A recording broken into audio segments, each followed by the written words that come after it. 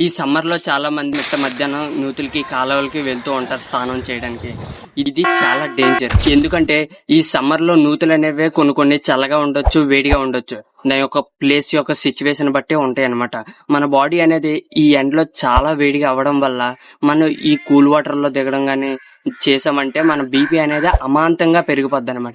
ఈ అమాంతంగా పెరిగిపోయేటప్పుడు మనకి ఎక్కువ శ్వాస పీల్చుకునే అవసరం అయితే వస్తుంది. ఒకవేళ వాటర్ అనేది చాలా వేడిగా ఉండడం వల్ల మన బాడీ వేడికి ఆ వాటర్ వేడికి అనమాట మన బాడీలో ఉన్న బ్లడ్ ప్రెషర్ అనేది అమాంతంగా తగ్గిపోద్ది అనమాట. దీనివల్ల మనం ఊపిరి పీల్చుకోలేము అనమాట. దీనివల్ల మనకి హార్ట్ అటాక్స్ ఆర్ స్ట్రోక్స్ వంటి మాక్సిమం రావచ్చు. దాంతో పాటు మన బాడీలో మజిల్ వీక్నెస్ కూడా వచ్చే అవకాశాలు చాలా ఉన్నాయన్నమాట.